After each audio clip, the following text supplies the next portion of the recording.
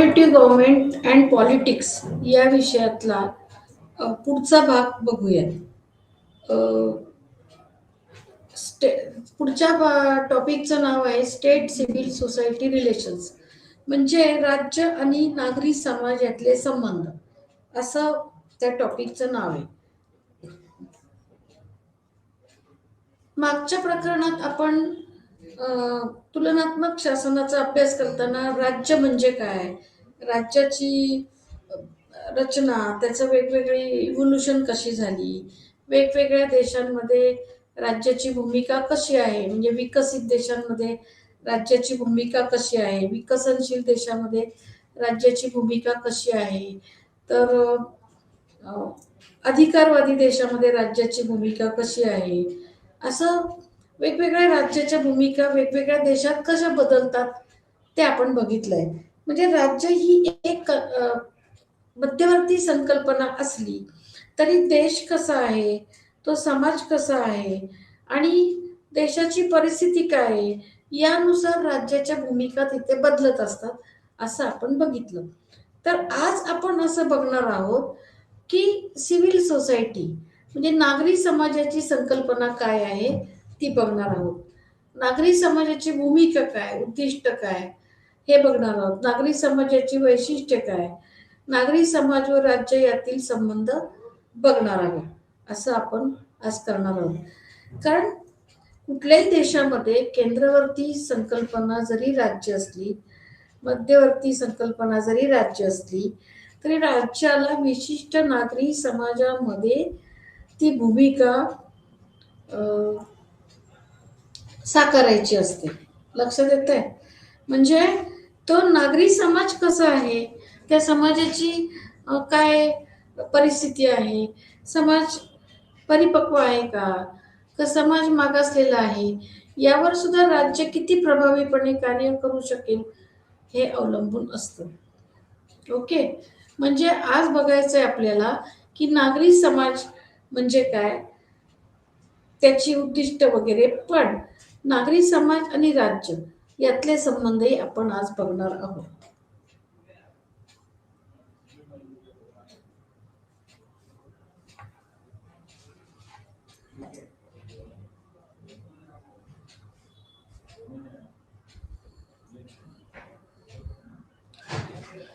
राज्यशास्त्राचा अभ्यास करताना त्याची मध्यवर्ती संकल्पना आहे ती म्हणजे राज्य.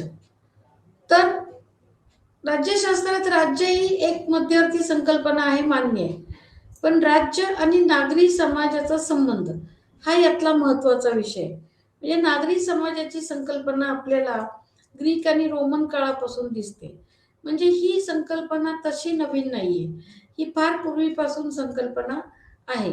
म्हणजे अगदी ग्रीक सिटी स्टेट्स, त्याच्या आधीचा ग्रीक रोमन एम्पायर काळ इथून दिसते. 20व्या शतकाच्या शेवटी मात्र नागरी समाज ही संकल्पना अधिक मान्य झालेली दिसते. आता आपण असा उल्लेख केला की ग्रीक आणि रोमन या काळापासून दिसते.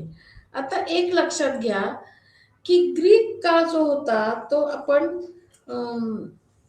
सिटी स्टेट्सचं स्वरूप म्हणून ओळखला जातो.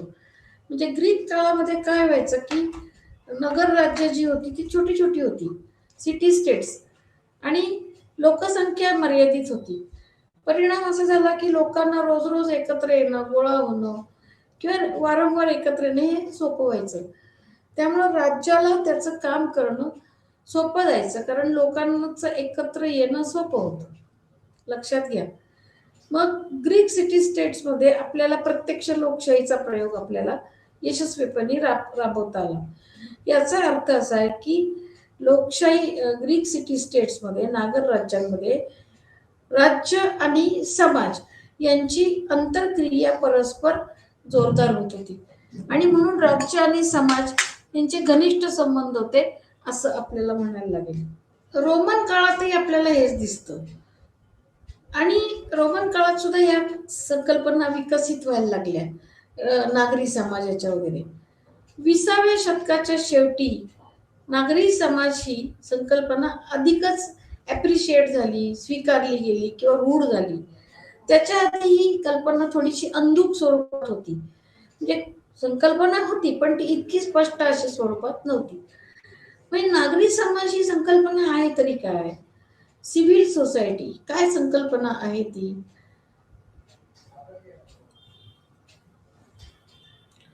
तर आपल्याला नागरी समाज किंवा सिव्हिल सोसायटी इंग्लिशमध्ये ही संकल्पना आपल्याला फ्रेंच विचारवंत अलेक्सिस दी टॉकियावेली याच्या लिखाणात दिसते. म्हणजे टॉकियावेली हा जो फ्रेंच विचारवंत होता, यांनी सगळ्यात पहिल्यांदा ही संकल्पना मांडली किंवा इलॅबोरेट केली किंवा स्पष्ट केली असं म्हणता येईल.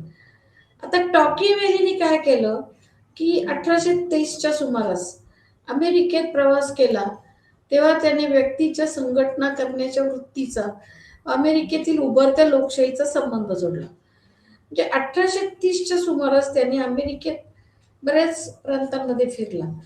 त्यावेळेला त्याच्या लक्षात आलं की सर्व माणसांची एक नैसर्गिक प्रवृत्ती आहे की संघटना करून राहणं, आणि या संघटना केल्यामुळं त्यांना त्यांच्या अभिव्यक्ती करायला सोपं जातं. ओके, म्हणजे संघटनेच्या द्वारे त्यांना फ्रीडम ऑफ एक्सप्रेशन मिळतं. आणि मग याचा संबंध त्यांनी अमेरिकेमध्ये जी लोकशाही डेव्हलप झाली त्याच्याशी जोडलेला दिसतो. म्हणजे थोडक्यात असोसिएशनल ग्रुप्स किंवा असोसिएशन्स आणि डेमोक्रेसी या कुठंतरी रिलेटेड आहेत. म्हणजे लोकशाही यशस्वी व्हायची असेल तर त्या समाजामध्ये संघटना असाव्यात आणि त्या संघटनांच्या आधारे तो लोकशाही विकास व्हायला मदत होते. त्याच्यामध्ये लोकशाहीमध्ये लोक स्वतंत्र असतात पण दुर्बलही असतात. स्वतंत्र असतात बरोबर आहे, कारण ते कुणाच्या दडपणाखाली नसतात, पण ते दुर्बलही असतात. म्हणून ते एकत्र येऊन संघटना स्थापन केल्याशिवाय काम करू शकत नाहीत. ओके,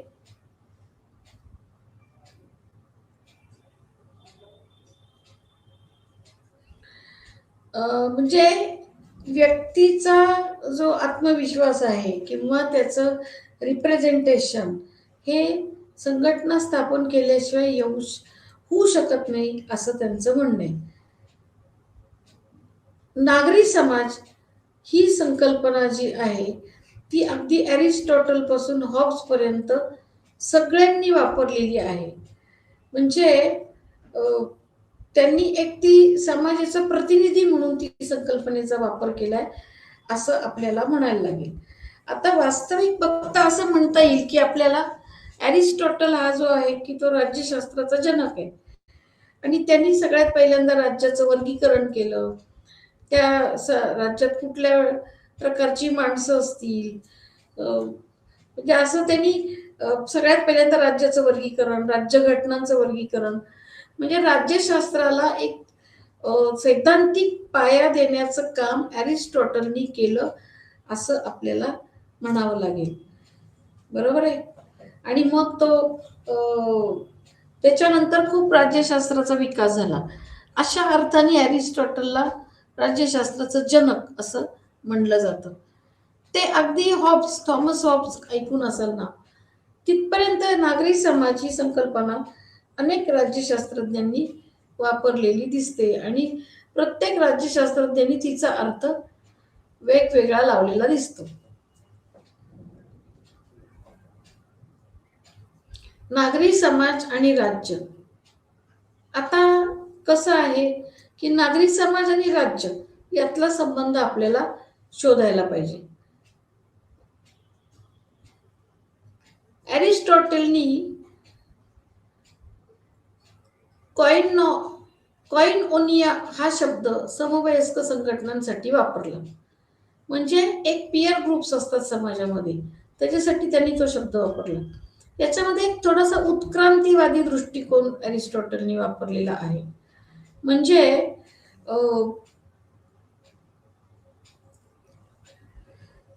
समवयस्क लोकांच्या आपोआप संघटना तयार होतात आणि त्याच्यातून त्यांचे काही राजकीय विचार, सामाजिक विचार हे उदयाला पावतात.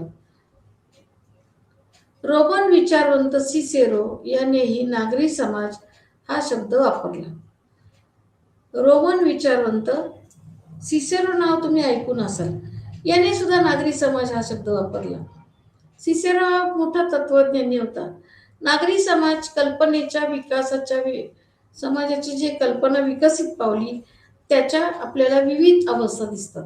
म्हणजे नागरी समाज ही संकल्पना च्या विकासाच्या वेगवेगळ्या अवस्था आपल्याला दिसतात. त्याच्यात प्रमुख दोन टप्पे दिसतात आपल्याला. एक प्रबोधनाचा काळ, जे रेनेसा पिरियड ऐकून असाल, रेनेसा आणि रिवायवलिझम किंवा रेनेसा. आणि दुसरा जो आहे तो एनलाइटनमेंट पिरियड म्हणजे ज्ञानाचा काळ. तर प्रबोधन काळामध्ये सुद्धा नागरी समाज ही संकल्पना प्रस्थापित झाली आणि ती खूप फुलारली. म्हणजे प्रबोधन काळ म्हणजे ज्या वेळेला सगळं संकल्पनाच पूर्ण नवीन विचारात घेतल्या जात होत्या, सगळ्या संकल्पना नव्याने परत एकदा सेटल होत होत्या आणि नव्याने त्याचे अर्थ लागत होते. त्याला रेनेसा पिरियड असं म्हणतात. त्यावेळेला नागरी समाजाची संकल्पनेचा विकास झाला. नंतरचा जो काळ आहे तो एनलाइटनमेंट पिरियड म्हणजे ज्ञानाचा काळ. या काळामध्ये वेगवेगळे शोध लागले, अनेक शास्त्रज्ञांनी शोध लावले. या काळात सुद्धा नागरी समाजाची संकल्पना परत विकसित पावली. कारण शास्त्रज्ञांनी अनेक शोध लावण्याचा एक परिणाम असा झाला की इंडस्ट्रियलायझेशन सुरू झालं, कारखानदारीचं वारं सुरू झालं. आणि मग ज्ञानाच्या काळामुळं काय झालं की सगळ्यात पहिल्यांदा थोडंसं शहरीकरण सुरू झालं. आणि शहरीकरण सुरू झाल्यामुळं लोक एकत्र यायला लागले, विचारांचं आदान प्रदान सुरू झालं. आणि याच्यामध्ये पण मग आपोआपच नागरी समाज ही संकल्पना आपल्याला विकसित पावलेली दिसते. म्हणजे नागरी समाज ही संकल्पना आपल्याला दोन स्टेजेसमध्ये विकसित पावलेली दिसते. एक प्रबोधनाचा काळ आणि ज्ञानाचा काळ. मग आता काय आहे, प्री मॉडर्न पिरियड असं एक आपल्याला भाग करता येईल की आधुनिक काळापूर्वीचा थोडासा काळ. याच्यामध्ये काय होतंय माहितीये का की आपल्याला अनेक विचारांचा रिव्ह्यू घ्यायला लागतो याच्यामध्ये. त्याच्यामध्ये हॉब्सचे विचार येतात. म्हणजे हॉब्स, लॉक, रुसो हे आपण सामाजिक करारवादी असे विचारवंत म्हणून ओळखतो. तर थॉमस हॉब्सचे विचार याच्यात येतात. तो समाजासाठी सिव्हिटास किंवा कॉमनवेल्थ हे शब्द वापरतो. म्हणजे काय, समाजासाठी सिव्हिटास किंवा कॉमनवेल्थ शब्द वापरतो. या शब्दातूनच तुमच्या लक्षात येईल की त्यांनी हे शब्द कुठेतरी जवळ जाणारे वापरलेत सिव्हिल सोसायटीच्या. तो हॉबचं म्हणणं काय होतं की तो समाज निर्मिती कशी झाली वगैरे वगैरे याचं तो वर्णन करतो. नागरी समाज कसा निर्माण झाला. तर हॉब्सचे विचार हे थोडेसे नकारात्मक आहेत. राज्य निर्मिती कशी झाली आणि नागरी समाज कसा होता याचं वर्णन हा तो नकारात्मक करतो. कारण हॉबच्या मते की नागरी समाजाची निर्मिती एका विशिष्ट परिस्थितीमध्ये झालेली आहे. कशी, तर मनुष्य जेव्हा निसर्गावस्थेमध्ये होता, नॅचरल कंडिशन्स मध्ये होता, त्यावेळेला मनुष्याचं जीवन हे एकाकी होतं, लोनली, दरिद्री, ओंगळवाणे, क्रूर, अल्पायुष्य होता आणि किळसवाणं होतं, सगळं क्रुएल्टीनी होतं आणि सर्व विरुद्ध सर्व अशी परिस्थिती होती. म्हणजे वॉरलाईक सिच्युएशन होती, युद्धजन्य परिस्थिती होती. याच्यामध्ये कुठेतरी मनुष्याला सुरक्षिततेची जाणीव झाली. ओके, आपल्याला सुरक्षितता असावी अशी जाणीव झाली. आणि मग काय झालं की या असुरक्षिततेच्या भावनेतून त्यांना कुठेतरी एक ऑथॉरिटी निर्माण करावीशी वाटली आणि की जी आपल्याला आपले काही गोष्टी देऊन, काही हक्क देऊन त्याच्या बदल्यात आपल्याला सुरक्षितता देईल. मग ही ऑथॉरिटी कोण, ती म्हणजे राज्य. म्हणजे सर्व माणसं या भावनेने एकत्र आली आणि त्यांनी एक ऑथॉरिटी निर्माण केली, एक राज्य निर्माण केलं आणि त्यानंतर ते एक समाजाच्या अवस्थेत राहिले आणि अशा प्रकारे राज्य आणि समाज याच्यामध्ये हॉब्स असे संबंधांचं वर्णन करतो. दुसरी गोष्ट अशी की हॉबच्या मते की राज्य आणि समाज यांच्यामध्ये किंवा राज्याचा प्रतिनिधी राजा यांच्यात वन वे कॉन्ट्रॅक्ट झाला, एकतर्फी करार. एकतर्फी करार म्हणजे लोकांनी किंवा समाजाने त्यांचे सगळे अधिकार राजाला दिले, म्हणजे थोडक्यात राज्याला दिले आणि ते इनएलिएनेबल म्हणजे परत काढून घेता येणार नाही अशा पद्धतीने हा करार केला. म्हणजे राजाला एकदा अधिकार दिले तर ते विड्रॉ करता येणार नाहीत आणि मग वन वे कॉन्ट्रॅक्ट आहे, टू वे नाहीये तो. राजाकडून त्यांना फक्त सुरक्षितता मिळाली, यांनी त्यांचे सगळे अधिकार दिले आणि म्हणूनच एक प्रकारे हॉब्स ह्या अनियंत्रित राजेशाहीचं समर्थन करतो. कारण अनियंत्रित राजेशाहीमध्ये राजाला चॅलेंज करू शकत नाही समाज. म्हणून आधुनिक पूर्व काळामध्ये आपल्याला हॉब्सच्या विचारांचा विचार करायला लागतो. त्याच्यानंतर हॉब्स हा इंग्लिश पण होता. लॉक हा ज्या वेळेला त्यांनी विचार मांडले, लॉक सुद्धा इंग्लिश पणच होता, पण लॉकच्या काळाच्या वेळेला परिस्थिती सगळी बदललेली होती आणि अनियंत्रित राजेशाही जाऊन कुठेतरी लोकशाही, मर्यादित राजेशाही स्थापन झालेली होती. लक्षात येत आहे? मग एक लक्षात घ्या की नागरी समाज हा राजकीय समाजावरती अवलंबून असतो.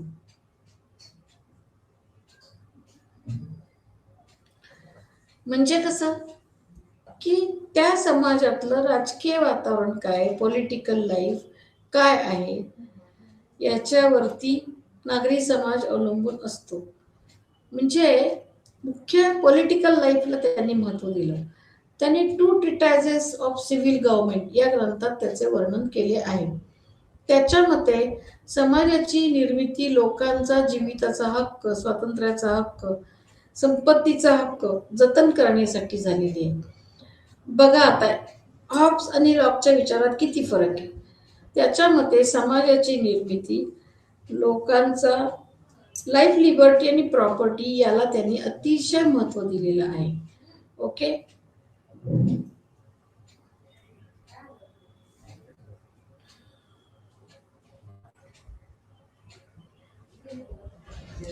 मग लॉकचं म्हणणं काय आहे की लोकांना स्वतःचे हक्क जपण्याचं महत्व खूप आणि म्हणूनच त्यांनी राजाला मर्यादित अधिकार दिले. म्हणजे लॉकच्या दृष्टीने नागरी समाज आणि शासन यांच्यामध्ये, शासन म्हणजे राजा यांच्यातला जो करार होता तो दुतर्फी होता, दुहेरी होता.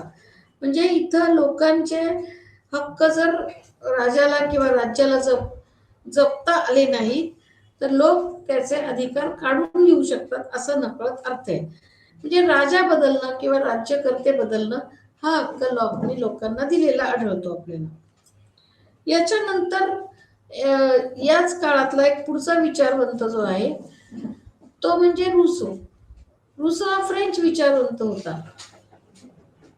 त्याच्या मते रुसोनी सुद्धा टू ट्रिटायझेस ऑफ द गव्हर्नमेंट केलं. त्याच्यासाठी त्याच्यामध्ये 2 करार झाले. ओके, 2 करार झाले.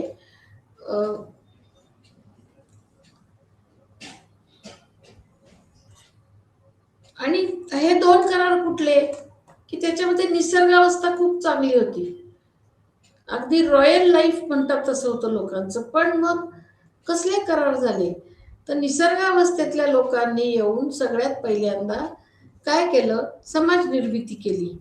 म्हणजे तो नागरी समाज तुम्हाला आपल्याला जो अपेक्षित येतो समाज निर्मिती केली. पण मग लक्षात असं आलं की 2 प्रकारच्या इच्छा असतात, एक जनरल विल आणि रिअल विल.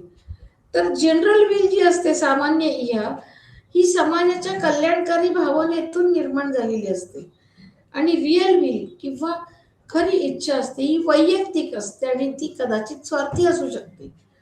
मग लोकांनी काय केलं, त्यांच्यामधल्या सगळ्यांच्या सामान्य इच्छा एकत्र केल्या आणि त्याची एक सामान्य इच्छेवर आधारित अशी एक कम्युनिटी तयार केली. ही पहिली गोष्ट. आणि मग ही कम्युनिटी म्हणजे हा समाज आणि तत्कालीन शासन यांच्यामध्ये एक करार झाला. शासनाचं काम सामान्य इच्छा जपणे लोकांची, आणि लोकांनी त्याच्या बदल्यात त्याला सामान्य इच्छा जपण्याचं कॉन्ट्रॅक्ट केलं. जर एखादं शासन हे जपत नसेल त्याला बदलता येतं. म्हणजे रुसोनी याच्यात जाऊन पुढे अजूनच छान वर्णन केलेलं आहे. रुसो हा फ्रेंच क्रांतीचा जनक मानला जातो. याचं कारण फ्रान्समध्ये जी अंधाधुंदी माजली होती, तिथं जी तिहेरी व्यवस्था होती, तिथं जी शोषण वगैरे होतं लोकांचं, त्याच्या आधारे हे सगळं चाललेलं होतं. म्हणजे रुसोनी काय केलं की 2 कराराचा सिद्धांत मांडला. म्हणजे अशा प्रकारे हॉब्स, लॉक, रुसो या सगळ्यांनी नागरी समाज आणि राज्य यांच्यामधील संबंध कसे असावेत याचे विचार वेगवेगळ्या पद्धतीने मांडलेले आपल्याला दिसतात. याच्या पुढे आपल्याला असं बघायचंय की राजकीय अर्थव्यवस्था आणि नागरी समाज याच्यातील संबंध आपल्याला बघायचे. आता राजकीय अर्थव्यवस्था व नागरी समाज इथं आपल्याला काय बघायला लागतं की मॉन्टेस्क्यूचे विचार, डेव्हिड ह्यूमचे विचार, ॲडम स्मिथचे विचार हे बघायला लागतं. मॉन्टेस्क्यूचं जे तत्व होतं की कुणी कुणाचं शोषण करता कामा नये, आणि याच्यासाठी त्यांनी मानवतावादी दृष्टिकोन वापरला मॉन्टेस्क्यूने. मॉन्टेस्क्यूच्या विचारांचा प्रभाव सुद्धा अमेरिकन राज्यक्रांतीवर आपल्याला खूप झाला. जसा लॉकचा प्रभाव खूप, तसा मॉन्टेस्क्यूचाही खूप आहे. आणि अमेरिकेतली सत्ता विभाजनाची जी संकल्पना आहे ती सगळी मॉन्टेस्क्यूच्या विचारांवरती आधारित आहे. ओके.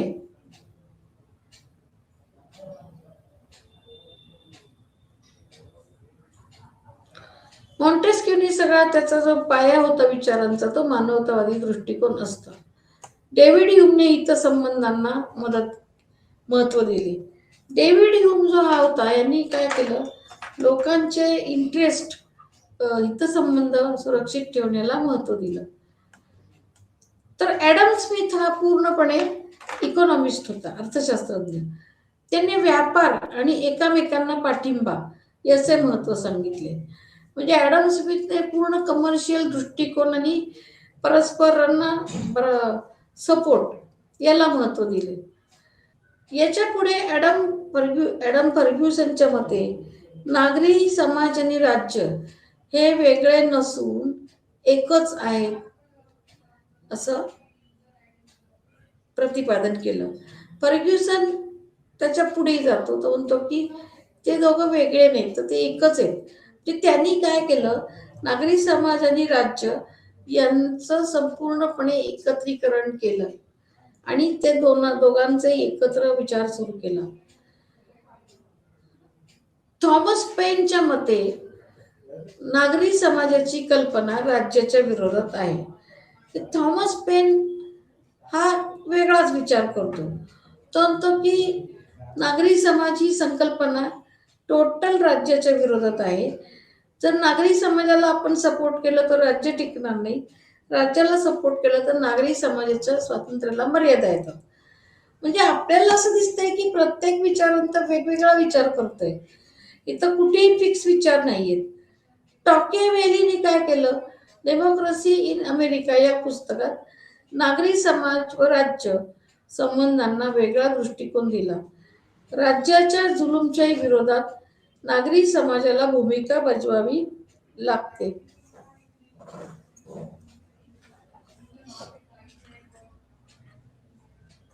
म्हणजे टॉकेवेली जो आहे तो त्याचं काय म्हणणं आहे की राज्याची जर जुलुमशाही वाढली तर नागरी समाजाला भूमिका बजवावी लागते. ओके. मग नागरी समाजाला आवाज काढायला लागतो, राज्याला कंट्रोल करायला लागतं, राज्याची जुलुमशाही स्वीकारावी लागते असं.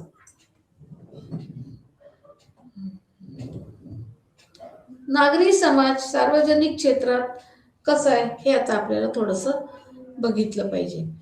नागरी समाज म्हणजे पब्लिक स्फिअर मध्ये आधुनिक काळामध्ये व्यक्तीचे विविध गट एकत्र येतात, मोकळेपणाने चर्चा करतात, समाजाचे प्रश्न सोडवतात. हे आपणास जर्मन विचारवंत हेबरमास सांगतो. म्हणजे हेबरमासच्या मते डेलिब्रेशन्स महत्वाचे आहेत, डिस्कशन्स महत्वाचे आहेत, विविध गटांमधली इंटरॅक्शन, समाजाचे प्रश्न सोडवण्याची कुवत, या गोष्टी महत्वाच्या आहेत. जर्मन विचारवंत हेबरमास असं म्हणतो की आता या गोष्टींना महत्व आहे. ज्ञानकालापूर्वी युरोपियन संस्कृती प्रातिनिधिक संस्कृतीच्या प्रभावाखाली होती. म्हणजे ज्ञानकाल जेव्हा एनलायटनमेंट तेव्हा युरोपियन संस्कृती प्रातिनिधिक संस्कृतीच्या प्रभावाखाली होती. म्हणजे प्रातिनिधिक संस्कृती ही डॉमिनंट होती त्यावेळेला आणि युरोपियन संस्कृती ही तिच्या संकुचित अशी होती थोडी. आता काय झालंय की प्रातिनिधिकची जागा सार्वजनिक क्षेत्राने घेतली आहे. म्हणजे आता पब्लिक स्फिअर जे आहे ते सार्वजनिक क्षेत्राने त्याची जागा घेतली. म्हणजे आता प्रातिनिधिक संस्कृतीच्या ऐवजी पब्लिक स्फिअर हे महत्वाचे ठरते.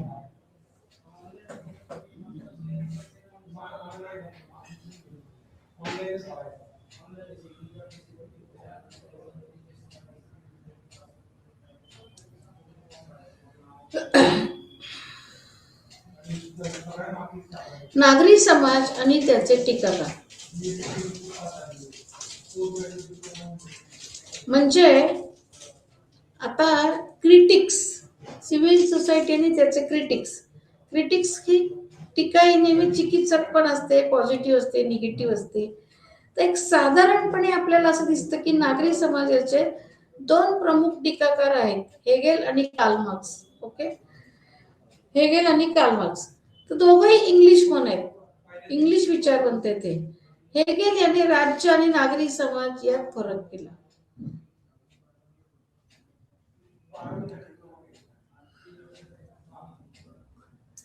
त्याच्या मते नागरी समाज हा संपत्तीच्या लेनदेनवर, इंटरॅक्शन वरती, गिव्ह अँड टेक वरती अवलंबून असतो. नागरी समाज हा सार्वत्रिक अहंकारावरती अवलंबून असतो. बघा किती त्यांनी अवघड विचार मांडलेतले हेगेलनी की नागरी समाज हा संपत्तीच्या लेनदेनवरती, अहंकारावर अवलंबून असतो, सार्वत्रिक, public egoism. Okay, universal egoism. त्यामुळे आपल्याला यात समाजातील हितसंबंधांचा संघर्ष दिसतो. आणि म्हणून त्याचं काय म्हणणं आहे की आपल्याला कॉन्फ्लिक्ट ऑफ इंटरेस्ट दिसतो, तर याच्यामुळे दिसतो. कार्ल मार्क्सने हा दृष्टिकोन पुढे विस्तारित केला. त्याने वर्ग संदर्भात नागरी समाजाचे वर्णन केले. कार्ल मार्क्सने पुढे हा दृष्टिकोन एक्सपांड केला आणि त्यांनी त्याला क्लास कॉन्फ्लिक्ट, वर्ग संघर्ष किंवा वर्गाच्या संदर्भात त्याचं वर्णन केले. त्यांनी नागरी समाजाचे स्वतंत्र अस्तित्व नाकारले.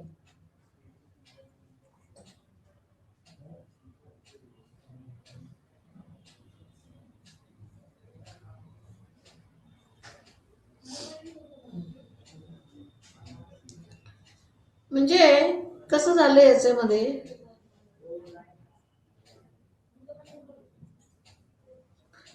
कार्ल मार्क्सचा जो दृष्टिकोन आहे तो मूळ म्हणजे कसं आहे की त्याचा बेसिक दृष्टिकोन हा क्लास, वर्ग आणि वर्ग संघर्ष, हितसंबंधांचा संघर्ष याच्या संदर्भात आपल्याला दिसतो.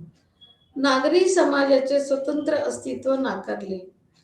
ओके, पुढं असं एक लक्षात घ्या की कार्ल मार्क्सने सुद्धा सिव्हिल सोसायटीचं इंटरप्रिटेशन नागरिक हे थोडंसं राज्याच्या संदर्भात केलंय.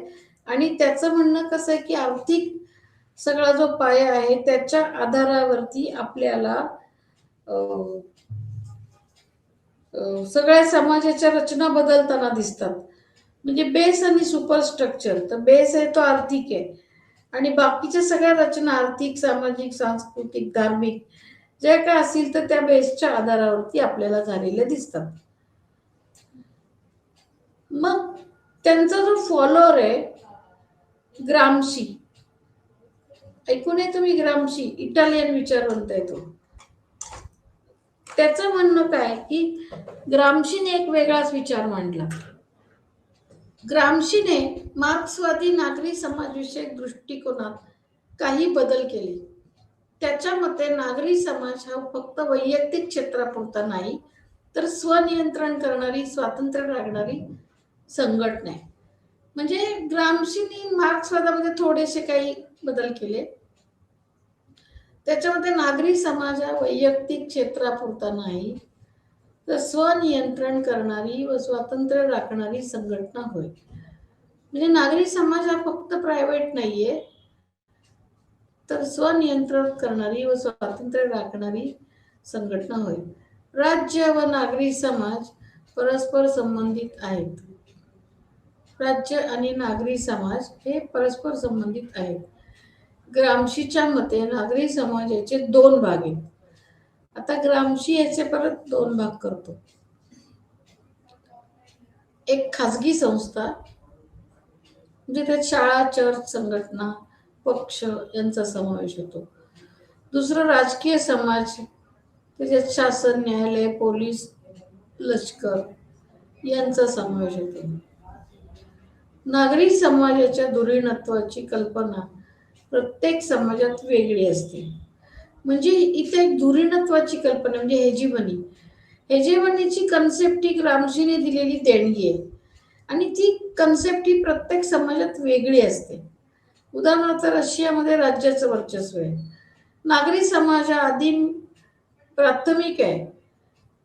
नागरी समाज हा ग्रामशीच्या मते प्राथमिक आहे किंवा अगदी प्रायमोर्डियल आहे. तर पश्चिम देशात राज्य नागरी समाज यांचे संबंध अतिशय योग्य पद्धतीने चाललेले आहेत. म्हणजे तिथं ते हातात हात घालून राज्य नागरी समाज जातात असं त्यांचं म्हणणं आहे. म्हणजे प्रत्येक समाजामध्ये, प्रत्येक देशामध्ये राज्य आणि नागरी समाज त्याचं धुरीणत्व ह्याचे कॉम्बिनेशन्स बदलतात असं ग्रामशीला म्हणायचंय.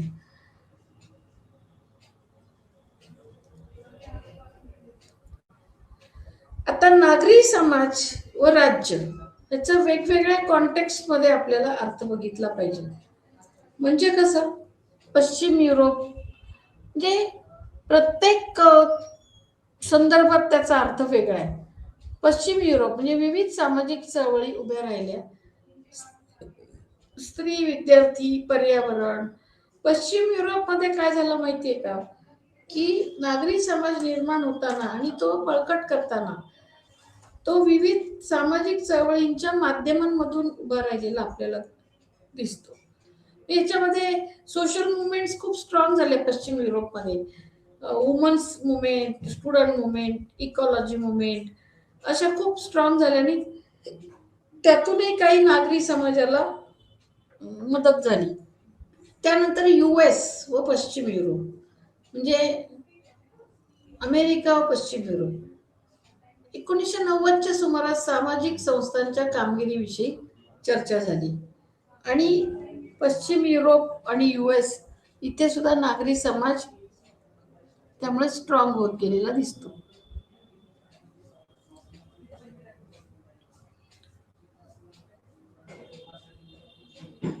त्यानंतर ईस्ट युरोप, पूर्व युरोप, त्याच्यामध्ये संक्रमणाचे आव्हान होते. हुकुमशाहीकडून लोकशाहीकडे जाणं, आर्थिक संक्रमण, रशियाच्या विघटनामुळे राज्य संक्रमण असं त्याचा अर्थ होतो.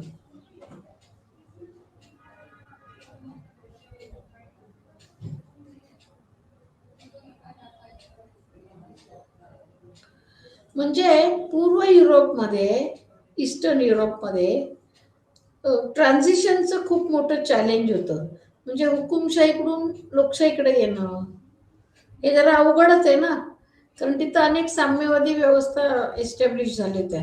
तिथून ते ट्रान्सफॉर्मेशन होणं, आर्थिक संक्रमण, इकॉनॉमिक ट्रान्सफॉर्मेशन होणं आणि त्याच्यात भरीला रशियाचं विघटन झाल्यामुळं राज्य ही कन्सेप्ट सगळं बदलायला लागलं त्यामुळं तिथलं. तर ही खूप मोठी चॅलेंजेस आपल्याला पूर्व युरोपमध्ये दिसतात. यानंतर आपल्याला असं दिसेल की उत्तर वसाहत काळातील संदर्भ म्हणजे काय बरं, पोस्ट कॉलोनियल पिरियड, त्यातलं काय रेफरन्स आहेत ते 1980 ते 1990च्या दशकात नागरी समाजाची संकल्पना विकसनशील राष्ट्रांमध्ये पुनरुज्जीवित झाली. म्हणजे काय बरं, हा जो पिरियड आहे दशक उत्तर वसाहत काळातला, त्यानंतर नागरी समाजाची संकल्पना तिथं थोडीशी रिफ्रेश झाली असं म्हणता येईल विकसनशील देशांमध्ये. विशेषतः ज्या वेळेला लॅटिन अमेरिकन देश म्हणजे ब्राझील, अर्जेंटिना, पेरू, चिली, उरुग्वे मध्ये अधिकारवादी राजवटी सुरू झाल्या, तेव्हापासून या राजवटीत श्रेष्ठ लोकांचे राजकीय आर्थिक वर्चस्व प्रस्थापित झाले. ओके, या राजवटीत श्रेष्ठ लोकांचे राजकीय व आर्थिक वर्चस्व प्रस्थापित झाले. म्हणजे इथं जो इलिट क्लास होता तिथं त्या लोकांचं पॉलिटिकल आणि इकॉनॉमिक डॉमिनन्स सुरू झालं. म्हणजे आता असं आहे की हे जे लॅटिन अमेरिकन देश आहेत की जे विकास पावलेले नाहीयेत, अंडर डेव्हलपमेंट आहे, तिथे सगळ्या ऑथॉरिटेरियन टेंडन्सीज झाल्यामुळं तिथं जे काय सो कॉल्ड इलिट पीपल असतील त्यांचा डॉमिनन्स सुरू झाला. आणि या देशांचं एक वैशिष्ट्य असं झालं की या देशांच्या निर्णय प्रक्रियेमध्ये लोकांना सामावून घेतले गेले नाही. म्हणजे लोकांना निर्णय प्रक्रियेपासून बाजूला ठेवण्यात आलं. ही एक महत्वाची गोष्ट आहे की ज्याची चुकलेली आहे. लोकांना विकास प्रक्रियेपासून, निर्णय प्रक्रियेपासून पूर्णपणे बाजूला ठेवण्यात आलं. लष्कराचं वर्चस्व वाढले. या देशांमध्ये लष्कराचं वर्चस्व वाढलं. लष्कराने लोकांच्या मागण्या विचारात घेतल्या नाहीत आणि लष्कराने सुद्धा लोकांना काय पाहिजे काय नाही, त्यांचे डिमांड्स काय विचारात घेतलं नाही. आणि त्याचा परिणाम एक असा झाला की 1980च्या सुमारास या देशांना आर्थिक व सामाजिक पेच प्रसंगांना तोंड द्यायला लागलं. त्यामुळे 1900 तो जो पिरियड होता, इथं या देशांपुढे जे काही समस्या उभ्या राहिल्या त्या देशांना तोंड द्यायला लागलं. याच्यात प्रमुख समस्या होत्या की यांना परदेशी कर्ज, लोकांचा असंतोष हे खूप दिसत आहे. या देशांमध्ये नागरी समाज संस्था स्थापन करण्यात आली, म्हणजे सिव्हिल सोसायटी इन्स्टिट्यूशन स्थापन करण्यात आले. मग आता एक लक्षात घ्या की या देशांपुढची मुख्य समस्या होती की हे होण्याचं कारण परदेशी कर्ज, लोकांचा डिस्कंटेंट, असंतोष हे प्रमुख होतं. मग आता आपल्या लक्षात येईल की आपण जर थोडंसं टीव्ही रोज बघत असाल तर असं दिसतंय की नाही की आशिया खंडातले कितीतरी देश चीनच्या कर्जाच्या ओझ्याखाली आहेत आणि या देशांना सुद्धा आर्थिक राजकीय पेच प्रसंगांना, असमाधानाला तोंड द्यायला लागते. पाकिस्तान तर चीनच्या कर्जाने दबलाय अक्षरशः. पाकिस्तान घ्या, ब्रह्मदेश घ्या, भूतान घ्या, श्रीलंका घ्या, हे सगळे देश हे आशिया खंडातले असले तरी कर्जाच्या ओझ्याखाली आहेत आणि लोकांचा डिस्कंटेंट आहे. तिथली राज्य व्यवस्था ही लोकांना खुश ठेवू शकत नाहीये, समाधानी ठेवू शकत नाहीये. डेली रोजच्या गरजांसाठी सुद्धा लोकांना लढा द्यावा लागतोय, हे लक्षात घ्या.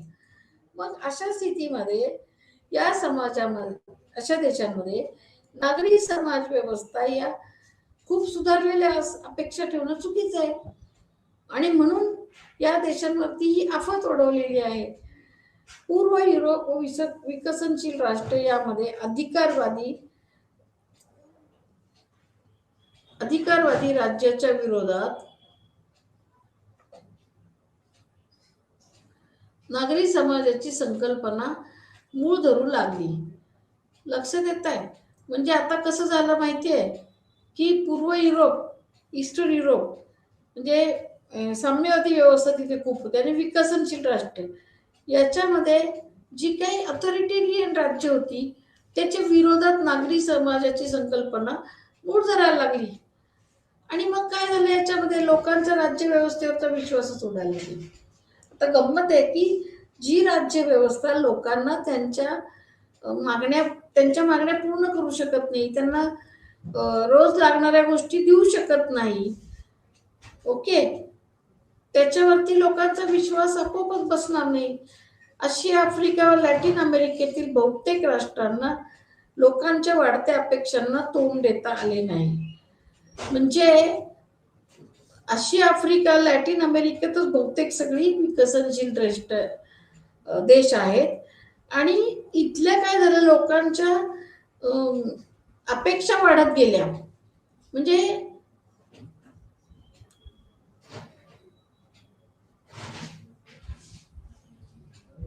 रिव्होल्युशन ऑफ रायझिंग एक्सपेक्टेशन असं म्हणता येईल. अशी एक क्रांती झाली की वाढत्या अपेक्षांची क्रांती, आणि ती क्रांती या राष्ट्रांना झेपली नाही. म्हणजे आशिया, आफ्रिका, लॅटिन अमेरिकेतल्या देशातली राज्यव्यवस्था इतक्या स्ट्रॉंग नव्हत्या की लोकांच्या वाढत्या अपेक्षांना तोंड देईल. आणि लोकांच्या अपेक्षा वाढतच गेल्या, कारण सगळ्या आजूबाजूच्या विकसित देशांची प्रगती बघून या देशांमधल्या समाजाला सुद्धा असं वाटणं हे नैसर्गिक आहे की आपलंही असंच व्हायला पाहिजे आणि आपलाही विकास व्हायला पाहिजे. पण त्याच्यासाठी एक प्लॅन्ड इकॉनॉमी लागते, शिस्तबद्ध समाज रचना लागते. ती करण्याची कुणाचीच तयारी नव्हती. 1980 नंतर विकासाच्या नवीन प्रारूपाला आव्हान म्हणून नवीन सामाजिक चळवळी सुरू झाल्या. 1980 नंतर याच्यामध्ये अजूनच एक गंमत झाली की विकासाच्या नवीन प्रारूपाला चॅलेंज म्हणून न्यू सोशल मुवमेंट्स उदयाला आल्या. या सोशल मुवमेंट्स आहेत, हे विकासाच्या प्रारूप मॉडेल जे आहे त्याला थोडंसं चॅलेंजिंग होतं. या सोशल मुवमेंट सुद्धा प्रचंड आव्हानात्मक होत्या. आणि या वेगवेगळ्या सोशल मुवमेंटच्या शेतकरी आंदोलन आहे, कामगार आंदोलन आहे, नंतर पर्यावरणपूरक चळवळी आहे, अशा अनेक चळवळी आपल्याला दिसतात याच्यामध्ये. आणि मग हे सगळं अवघड होऊन बसलं. आणि मग नागरी समाज आणि राज्य याच्यामधला तेढ वाढतच गेला. आता आपण हे सगळं बघितलं की आशिया, आफ्रिका, लॅटिन अमेरिका खंडामध्ये काय काय काय काय झालं, कसं कसं तोंड द्यायला लागले ते. भारताच्या संदर्भामध्ये आपल्याला जर हे सगळं बघायला लागलं तर असं बघता येईल की भारताच्या संदर्भात आपल्याला 3 वैशिष्ट्य दिसतात की कुठल्या चॅलेंजेसला तोंड द्यायला लागलं. की 3 वैशिष्ट्य त्याची. एक, वसाहती काळानंतर राज्य व त्याच्या संस्था महत्वाच्या झाल्या. म्हणजे वसाहती काळानंतर राज्य आणि त्याच्या संस्था महत्वाच्या झाल्या. दुसरी, सत्ताधारी वर्गाला असा विश्वास प्राप्त झाला की सामाजिक जीवनातील विविध पैलू परस्परांवरती अवलंबून असतात. कळलं? सामाजिक जीवनातले जे पैलू आहेत, वेगवेगळे डायमेन्शन्स आहेत, ते सगळे एकमेकांवरती अवलंबून असतात. तिसरं, पश्चिम भांडवलदारी समाज व साम्यवादी जगातील देशांनी विकास व आधुनिकतेचे वेगळे मार्ग दाखवले. पश्चिम भांडवलदारी समाज व साम्यवादी जगातील देशांनी विकास व आधुनिकतेचे वेगळे वेगळे मार्ग दाखवून दिले. परिणाम असा झाला की त्यातलं कुठलं मॉडेल स्वीकारावं असं थोडस गोची होऊ शकते. भारताच्या संदर्भात सुद्धा ही विकासाची आव्हानं होतीच. भारताच्या संदर्भात सुद्धा असं दिसतंय आपल्याला की राज्य आणि नागरी समाज यांच्यामध्ये थोडेसे कॉन्फ्लिक्ट कधी आले काय, तर आपल्याला दिसतंय हे सगळं. मग आता एक असं बघा, राजेश टंडन हा एक थोडा अभ्यासू व्यक्ती आहे. त्याच्यामध्ये भारतात नागरी समाजाची राज्याला आव्हान देताना 3 प्रकारची भूमिका असते. ती कुठली कुठली? तर नागरी समाज स्थानिक समाजाला शक्ती प्रदान करू इच्छितो. ओके, नागरी समाज स्थानिक समाजाला शक्ती प्रदान करू इच्छितो. म्हणजे हा जो सिव्हिल सोसायटी ती लोकल कम्युनिटी आहे त्याला थोडीशी स्ट्रेंथ देऊ इच्छितो. नागरी समाज ही एक चळवळ आहे की जी सार्वजनिक प्रश्न हाताळू शकते. नागरी समाज ही एक ह्याच्याकडे आपण एक मुवमेंट म्हणून बघायला पाहिजे, चळवळ. आणि या चळवळीच्या आधारे सार्वजनिक प्रश्न हाताळता येतात. नागरी समाज हा राज्याला जबाबदार बनवतो. नागरी समाजामुळे राज्य जबाबदार बनते, अकाउंटेबल होते. म्हणजे एक कळतं की राज्याला आपल्याला लोकांना तोंड द्यायचे, समाजाला उत्तर द्यायची आहेत.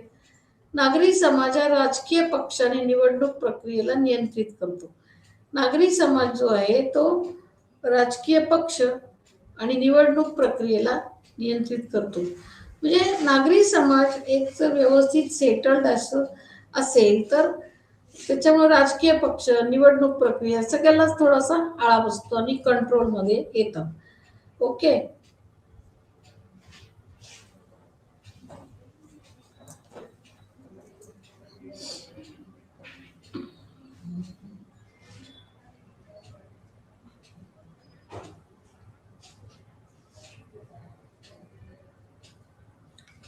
तर आज आपण काय काय बघितलं, थोडासा आढावा घेऊया.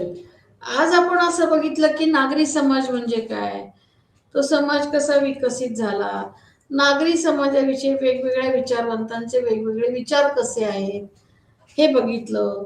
नंतर असंही बघितलं की विकसनशील राष्ट्रे, विकसित राष्ट्रे याच्यामध्ये नागरी समाज आणि राज्यांचे संबंध कसे असतात हेही बघितलं. विशेषतः आशिया, आफ्रिका, लॅटिन अमेरिकेतल्या खंडांमधल्या देशांमध्ये नागरी समाजाची परिस्थिती कशी आहे, त्यांचे राज्याशी संबंध कसे आहेत हेही आपण बघितलं. आणि मग भारताच्या बाबतीत काय कुठल्या पेच प्रसंगांना तोंड द्यायला लागतंय ते बघितलं.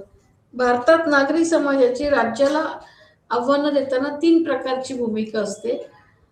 त्या कुठल्या नागरी समाजाला भूमिका पार पाडाव्या लागतात तेही बघितलं. थोडक्यात असं आपण बघितलं की नागरी समाज ही एक दुर्लक्षित गोष्ट नाहीये, तर तिच्याकडे लक्ष दिलं पाहिजे.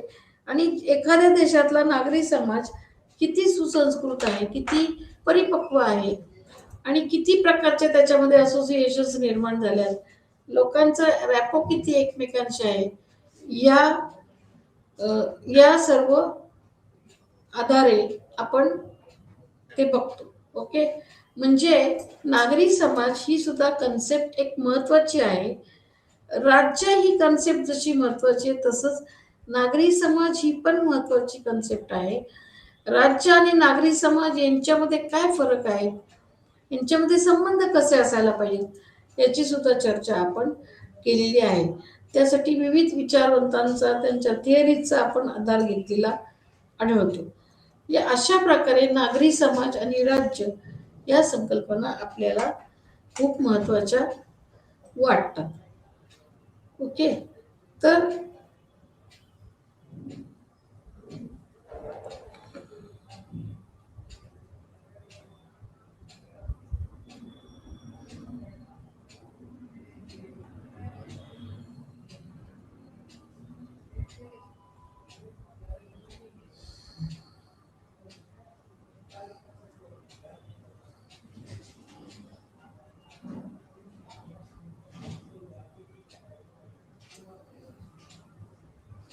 या अभ्यासामध्ये आपण अगदी ग्रीक रोमन काळातील विचार, तिथे कसा विकास पावलाय, नंतर त्याच्यानंतर आपण असंही बघितलं की या अभ्यासामध्ये आधुनिक पूर्व काळामध्ये कसे वेगवेगळे सामाजिक करारवादी विचार मांडले त्याचा आढावा घेतला. त्याच्यानंतर अर्थव्यवस्थेच्या बाबतीत कसं यांचे विचार आहेत नागरी समाजाचे असंही बघितलं.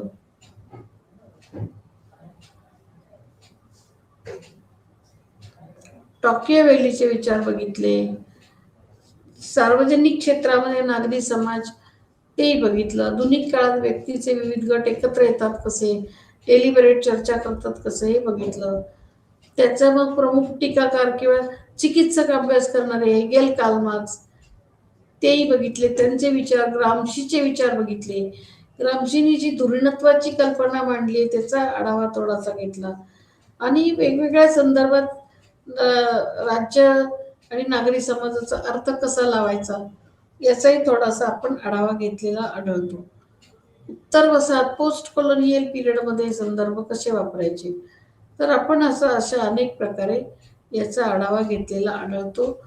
आणि पुढच्या तासाला आपण पुढचा टॉपिक बघूयात.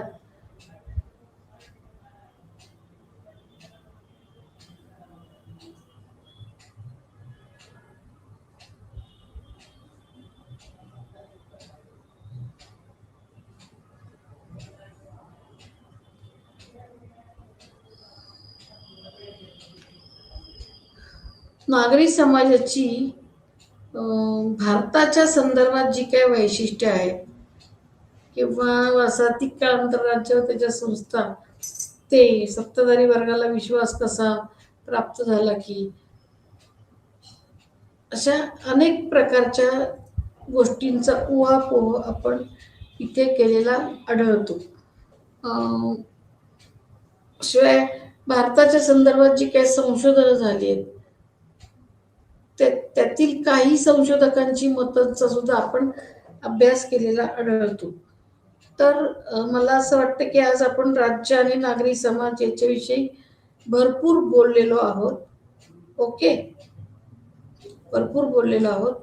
तर आपण आता याच्या पुढचा जो भाग आहे तो पुढच्या लेक्चरमध्ये बघूयात असं मला वाटतं. आणि तोपर्यंत धन्यवाद.